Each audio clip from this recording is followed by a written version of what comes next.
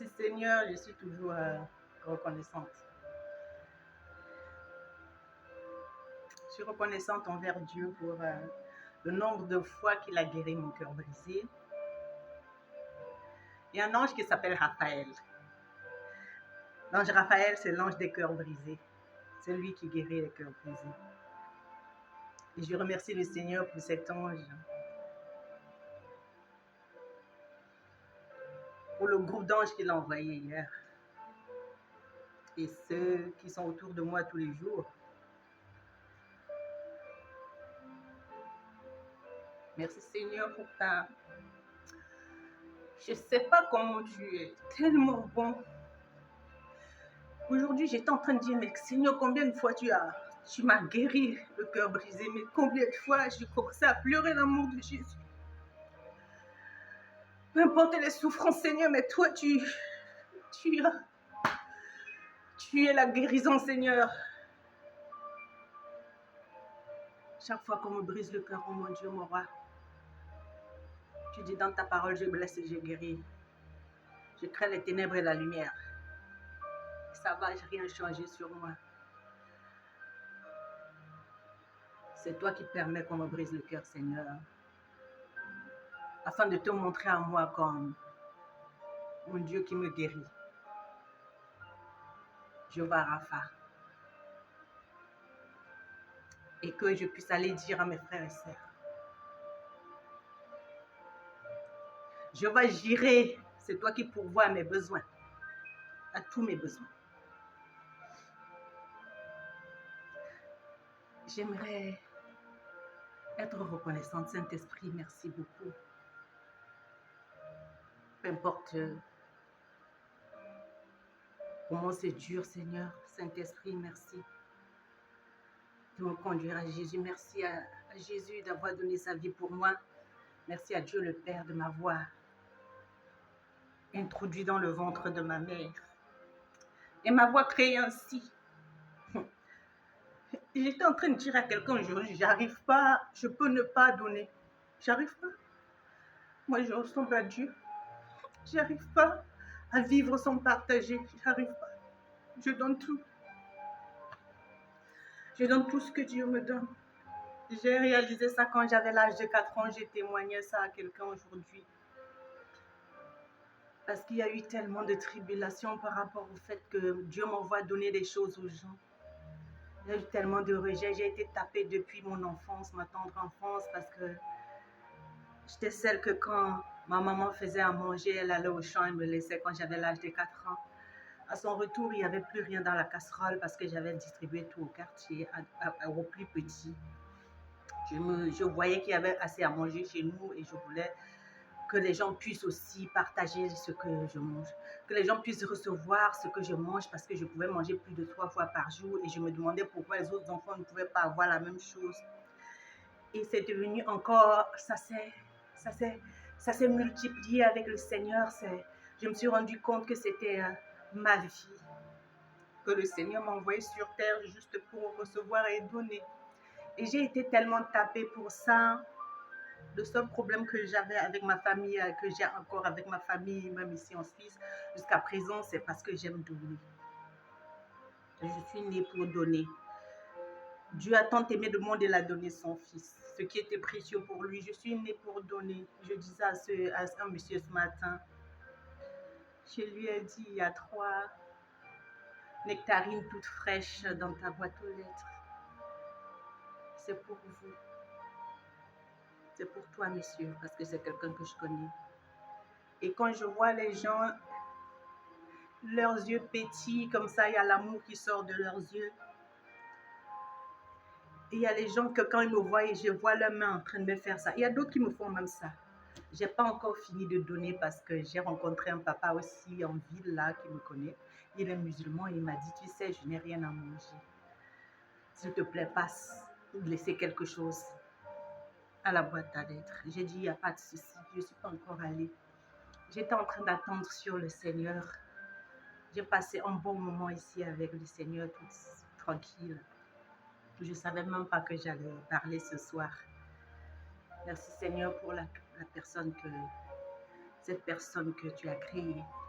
pour toi-même, Seigneur. Je ne vais pas changer parce que toi, tu ne changes pas. Toutes les tribulations que j'ai, c'est parce que moi, je donne. Dieu m'a créé pour que je puisse recevoir et donner. Je donne tout. Tout ce que les autres gardent, je donne. Je donne ma vie pour les autres. Je donne l'argent.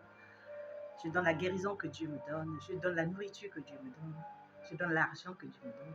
Je donne la joie que Dieu me donne. Et il y a des gens que quand... Je n'aime pas aller trop vers la gare parce que à la gare, il y a toutes les couches sociales. Il y a les médecins, il y a les avocats, il y a les juges, il y a les clochards. Il y a tout le monde à la gare qui me fait ça. Et je bénis le Seigneur qui m'a créé comme ça parce qu'il ne s'agit pas de moi, il s'agit de Jésus qu'il voit. Ils veulent leur part parce que Dieu bénit tout le monde. Alléluia. Je suis tellement reconnaissante envers le Seigneur pour cette vie qu'il m'a donnée de vivre. C'est pas sans tribulation, c'est pas sans rejet, c'est pas sans... Ouais, il y a beaucoup de gens qui me condamnent parce que je suis comme ça. Jésus était aussi rejeté à cause de son caractère parce que ça cassait le plan du diable. Ça cassait le plan des gens qui voulaient vendre l'évangile. Quand le Seigneur s'est mis en colère une fois, je vais vous raconter les histoires folles du Seigneur. Je ne suis pas là pour prêcher. Le Seigneur, il était en colère une fois. Il est entré à la synagogue. Il a vu que la maison de son père était transformée en commerce, en un centre commercial. Les gens étaient là-bas pour faire leur commerce, le business. Alléluia, les gens venaient acheter et vendre. Alors que ce n'est pas de ça qu'il s'agit. Aujourd'hui, sur la terre, c'est la même chose. Alléluia. Et Dieu n'aimerait plus qu'on puisse vendre l'évangile, qu'on utilise son nom pour se faire de l'argent. Parce que ça, c'est un manque, c'est un problème d'identité. Parce que quand tu sais qui tu es, tu n'as pas besoin d'utiliser le nom du Seigneur pour avoir de l'argent, pour te faire de l'argent sur le dos des frères et sœurs qui ont besoin de la vie, tout simplement, quoi. Tu n'as pas besoin de mendier auprès des frères et sœurs. Tu donnes parce qu'en fait, la source qui ne t'arrive jamais habite en toi. Il s'appelle Jésus-Christ par le Saint-Esprit. Il m'a donné depuis que j'avais 4 ans et jusqu'à aujourd'hui, il continue à me donner. Il peut te donner aussi.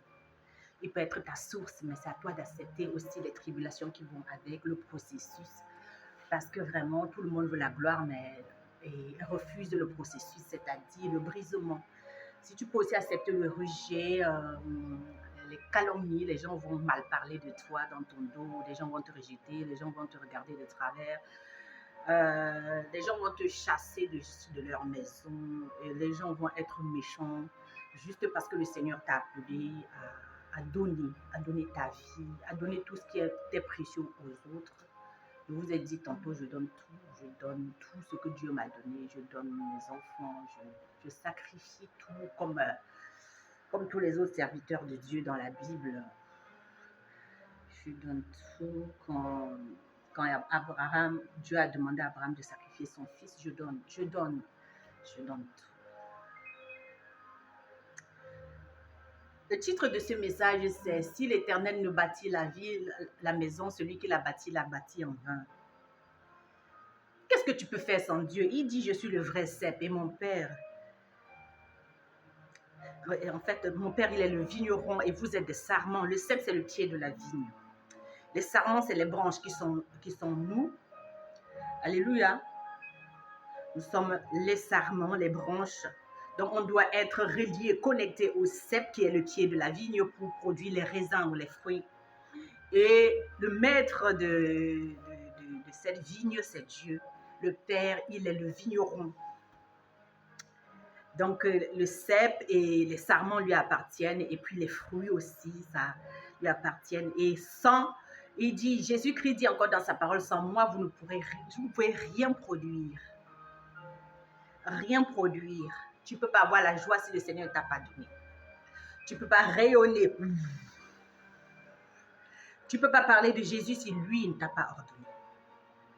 Je ne sais pas, moi je ne fais rien par enthousiasme, je ne fais rien parce que par habitude, même ce que je fais, les dons que je fais aux gens, il faut que le Seigneur puisse être d'accord parce que c'est encore lui qui ordonne tout ça parce qu'il faut être connecté au CEP pour faire tout.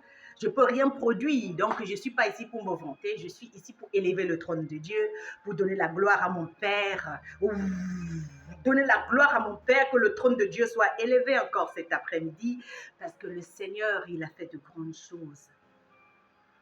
Si l'Éternel ne bâtit la maison, celui qui l'a bâti en vain. Je vois beaucoup de gens sur la terre, excusez-moi, j'aime pas trop la pub, sur la terre en train de se battre beaucoup. Et tout ça, c'est à cause de la crise d'identité, en fait. On se bat beaucoup pour prouver quelque chose à Dieu ou bien aux gens. Non, quand tu connais le Seigneur, tu n'as rien à prouver, en fait. Tu fais exactement ce qu'il t'a demandé de faire et il pourvoit pour que tu fasses la chose. Donc, tu dépends de lui parce que tu es le sarment, tu dépends du pied de la vigne. Et le Père, Dieu le Père, il est le vigneron. Donc, il vous possède tous. Yekoroboshi. Il te possède avec Jésus. Vous êtes en lui et il est en vous. Il est dans vous. Jean 14, je suis dans le Père et le Père est en moi. Donc, si toi, tu acceptes d'être le sarment, alléluia, ces branches qui vont porter des fruits parce que tu es connecté à Jésus, alléluia, tu es dans le Père et le Père est en toi. Donc, tu ne vas pas commencer à mendier à gauche, à droite. Le Père sait exactement à quelle heure telle chose va se passer et comment ça va se passer. Mais toi, tu ne sais pas, tu ne connais pas l'heure parce que Jésus ne connaît pas l'heure. Mais quand c'est l'heure, tu sais. Il ne va pas te dire avant. Puisque tu es connecté, tu vas sentir. C'est-à-dire, il y a cette connexion entre le sarment, le pied de la vigne, qui est le cep, Jésus, et puis le sarment qui est la branche. Si la connexion est là, Dieu va ordonner à quelle heure telle chose va se faire sur la terre. Avec la connexion, parce que tu es connecté à Jésus-Christ, qui est un avec son Père, directement, si tu es un avec Jésus, tu es dans le Père et le Père en toi, parce que Jésus, il est dans le Père et le Père, il est en lui. Jean 14. Donc, tu n'auras pas à te poser beaucoup de questions et tu ne vas pas être confus, parce que ceux qui se confient en l'Éternel ne seront point confus. Tu sais exactement. Il y a une situation qui s'est produite, ça fait peut-être quelques jours, encore aujourd'hui, je vais donner certains témoignages si Dieu le veut. J'ai dit à certaines personnes, cette personne qui est en train de venir me chercher vers vous va venir vers moi quand ce sera le moment.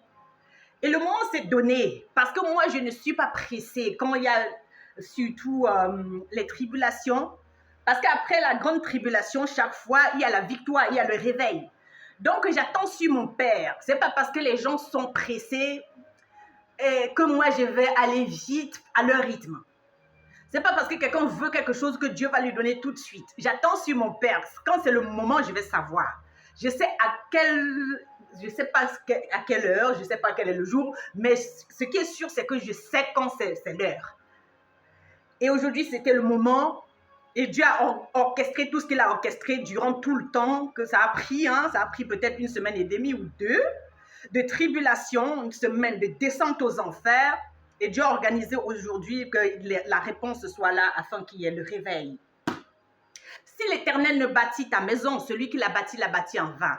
Si l'Éternel n'éduque pas ton enfant, si tu l'éduques à ta manière, tu l'éduques en vain. Si l'Éternel, alléluia, ne donne pas de l'argent, ce que tu cherches à ton travail, là, tu cherches ça en vain parce que lui, il ne t'a jamais envoyé là-bas même travailler.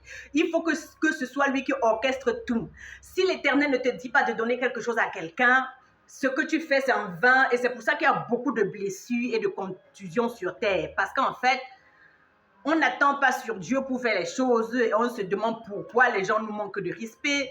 On se demande pourquoi, oui, les gens nous blessent chaque fois qu'on leur fait du bien. Tu fais en ton temps voulu. Il y a un temps pour tout, dit le livre d'Ecclésiaste. Et il y a des gens qui malheureusement ne sont pas reliés vraiment au pied de la vigne qui est Jésus-Christ, le cep. Et quand on n'est pas relié au cep, on va faire les choses par habitude parce qu'on a vu les gens faire. Amen. Alors l'habitude ne plaît pas à Dieu parce que Dieu, il se révèle quand toi, tu restes dans sa présence. Je dis Dieu, il se révèle quand tu lui obéis. Tu n'es pas sous pression mondiale. Quand tu n'es pas sous la pression des humains qui sont autour de toi, ils t'obligent à faire leur volonté. Non, toi, tu dis que la volonté de Dieu soit faite. Tu n'acceptes pas la volonté des gens qui sont sous pression parce qu'eux, ils sont encore en prison. Ils sont dans les prisons de la pression de ce monde. Ils veulent faire pour prouver. Et toi, quand tu es le fils de Dieu, tu es la fille de Dieu, tu sais. Tu n'acceptes pas être sous pression. Tu attends le temps de Dieu, peu importe les réclamations, peu importe le tapage, peu importe le mensonge qu'ils sont en train de raconter partout sur toi, contre toi, peu importe la méchanceté des gens. Je dis peu importe tout ce qu'ils sont en train de faire. Dieu, il était au ciel pendant qu'il y avait le déluge sur la terre, je vous en prie. Dieu, il était assis sur son trône. Il n'a pas bougé. Quand Dieu, il leur donne quelque chose, ça va se faire. Amen. Ça va se faire. Et puis, il ne se fatigue même pas. Peu importe, même si quelqu'un, les gens sont en train de mourir. Et que lui, il a pris le temps de leur avertir, de leur dire des choses, les choses qui devaient se passer. Dès que ça arrive, Dieu, il ne bouge pas.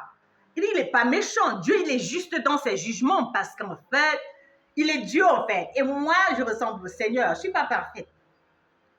Donc, pendant que les gens gigotent à gauche, à droite par rapport à certaines choses, ils veulent faire les choses par habitude, vous prouver quoi que ce soit aux gens. Moi, je suis tranquille ici.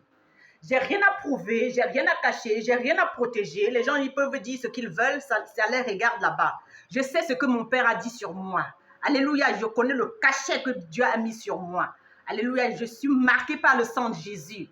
Alléluia, si je m'appelle Octavie, je m'appelle Octavie Jésus. J'ai vu mon acte de naissance dans l'esprit. Je suis la fille de Dieu et personne ne peut changer ça. Je suis venue du Seigneur. Celui qui est né de Dieu est né de l'esprit et de l'eau. Voilà, ça c'est des choses que j'ai lues dans la Bible et j'ai vécu ça. Je me suis vue sortir du Seigneur en esprit. Donc moi, je ne doute pas sur mon identité.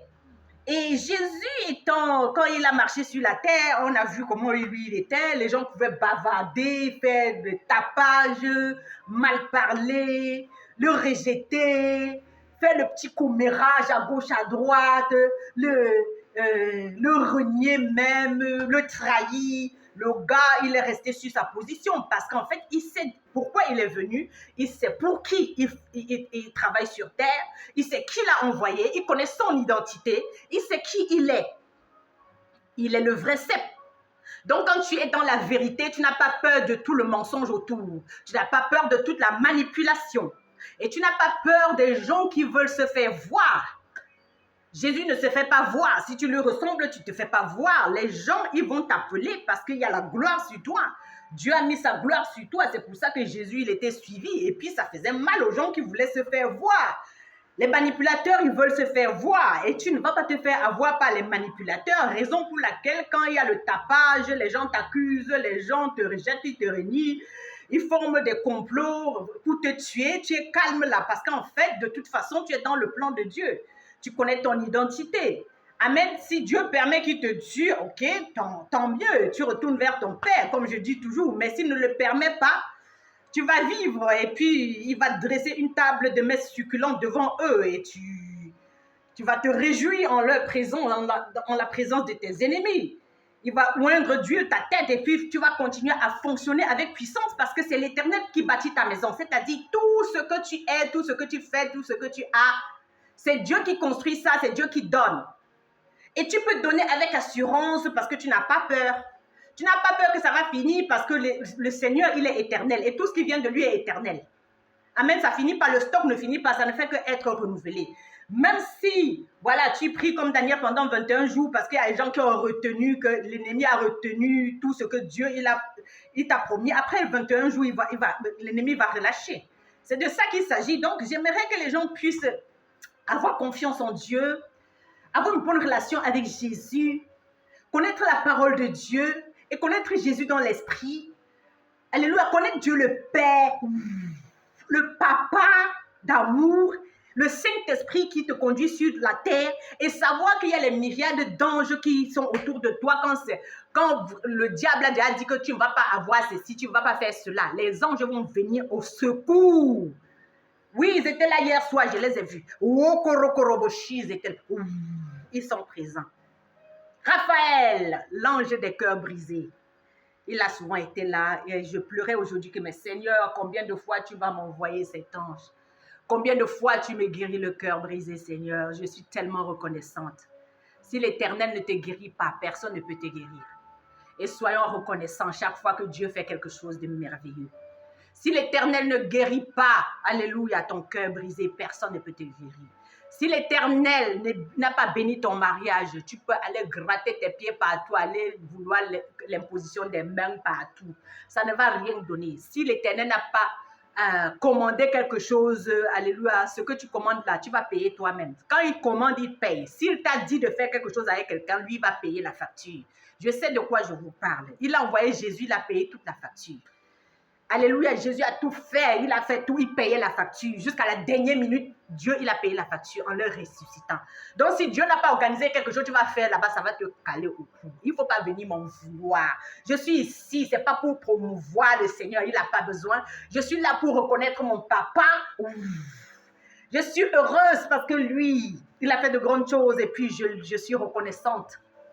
Personne ne peut voler mon identité. Personne ne peut changer la personne que je suis. Personne, parce que moi, j'ai été conçue dans le secret par le Seigneur. Conçue. On appelle ça l'immaculée conception. Je suis née de Dieu, je le sais. Donc, je n'ai pas besoin d'une identité même humaine. Merci beaucoup à mes parents. Merci parce que Dieu les a utilisés. Mais aujourd'hui, je marche comme le Sauveur. Le Seigneur, le Sauveur, à 12 ans. Je marche. Il a commencé à se détacher de sa famille. Je marche parce que mon Père m'appelle. Le ciel m'appelle. Il m'appelle chaque matin. Parce que moi, j'appartiens au ciel. Les korokurubushi. Yes. Donc, je n'ai pas besoin des acolytes. Je n'ai pas besoin d'une présence humaine pour me sentir voilà, bien. Je n'ai pas besoin d'une famille pour avoir le confort, pour me sentir aimé. Non. Dieu le Père, le Fils, le Saint-Esprit. Ça, c'est ma vraie famille. Il y a les anges qui sont autour et ils organisent tout pour que j'aille dehors servir et je reviens à la maison. Et quand je vois mes frères et sœurs, je les bénis avec la bénédiction que Dieu m'a donnée. Vous voyez? Donc voilà, les gens qui sont toujours en train de vouloir les contacts humains, machin. Je n'ai pas dit que Dieu, après Hosanna Relationship, donc la relation avec Dieu, après Dieu nous envoie comme ça, comme Jésus à la croix. Embrasser le monde, mais le monde, tu ne restes pas là-bas longtemps parce que après, tu vas commencer à leur ressembler. C'est pour ça que le Seigneur, lui, chaque fois, il se retirait. Il ne pouvait pas rester trop longtemps avec les gens parce qu'en fait, il devait toujours se rappeler de son identité, d'où il est venu. Donc, il ne faut pas trop être ami avec les gens et rester trop longtemps. Moi, je passe chez les gens parce que je sais très bien qu'il faut que je retourne à la maison. Je dois retourner vers mon papa d'amour quand j'ai fini.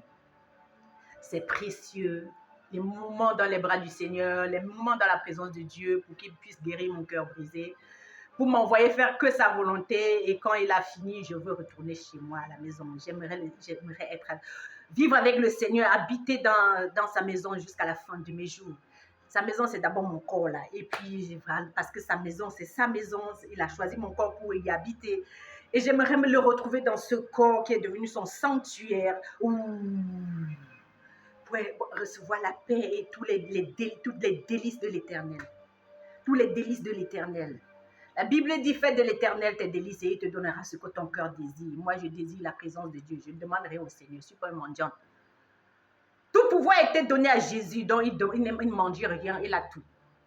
Donc, si tu as tout, tu ne demandes pas au Seigneur. Tu ne fais pas les prières de mendicité. Amen.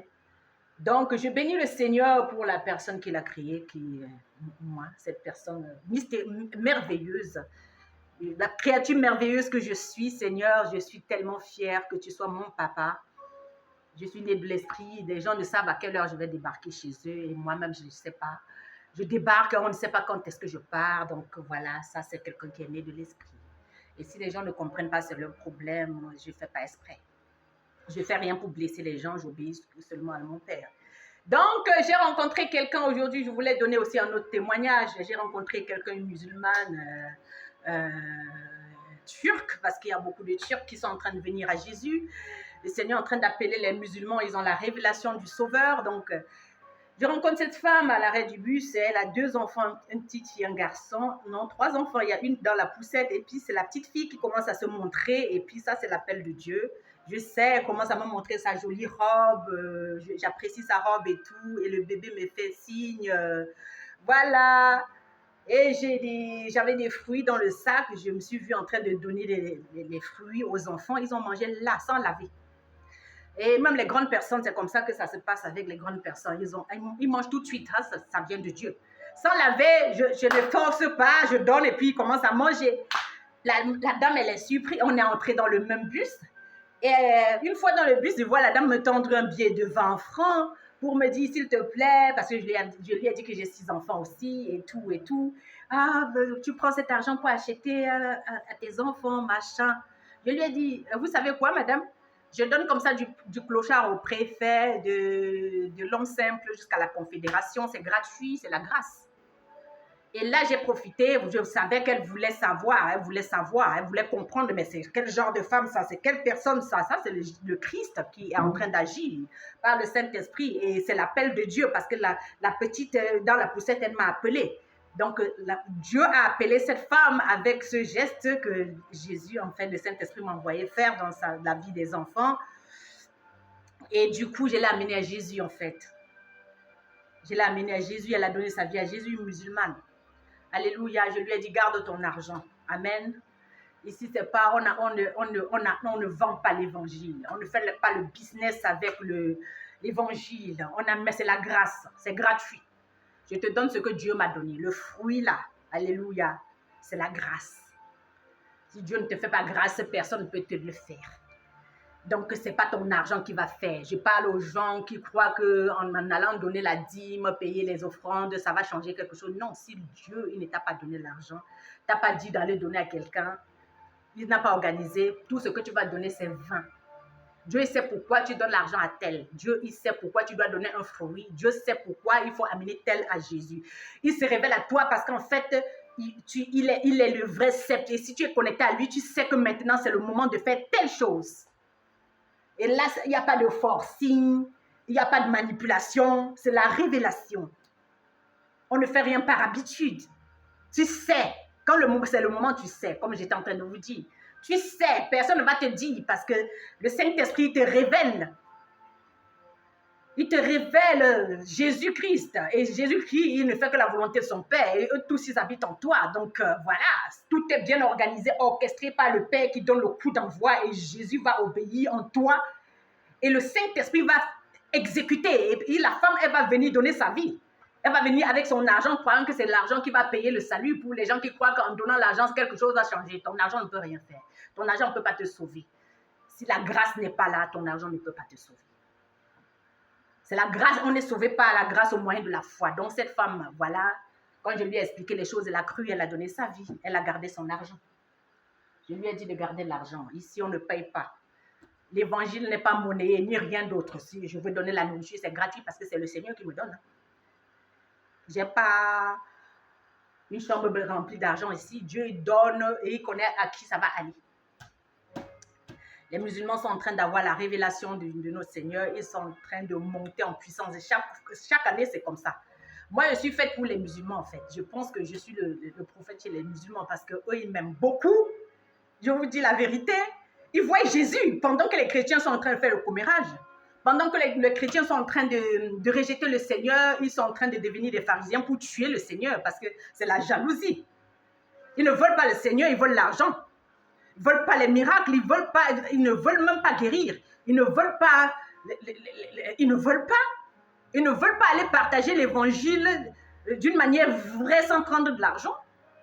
Ils veulent faire le business et tuer les vrais prophètes en fait, les vrais disciples. Les musulmans sont en train de monter en puissance.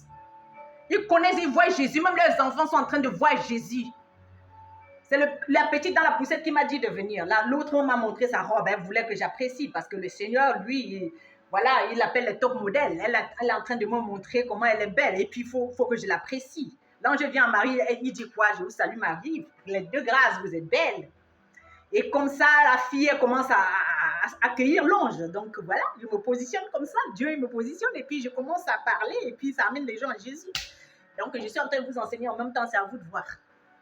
Si vous voulez continuer à faire le business avec les affaires de Dieu, calculez seulement ce qui vient de la poche des gens et les laisser en enfer, ou voilà, être vrai maintenant, laisser la manipulation de côté et amener nos frères et sœurs à Jésus. Voilà, je disais à quelqu'un tantôt que voilà, le plan de Dieu, c'est pas le mariage, c'est le salut de l'humanité. Le mariage, c'est un cadeau. Donc, si on cherche le cadeau avant, ça va pas marcher. Si l'Éternel ne bâtit ta maison, celui qui l'a bâti en vain. Donc, si Dieu, il ne t'a pas donné une vision, il ne t'a pas donné un plan, tout ce que tu vas faire après là, ça ne marche pas parce que tu cherches d'abord ta part. Si tu connais le plan de Dieu pour ta vie, le reste te sera donné. Recherchez premièrement le royaume des cieux, le reste vous sera donné. Donc c'est de ça qu'il s'agit. Du matin au soir, c'est le plan de Dieu, c'est sa mission, c'est le salut de l'humanité et c'est ce qu'il veut. C'est sa mission dans ta vie, c'est son plan pour toi.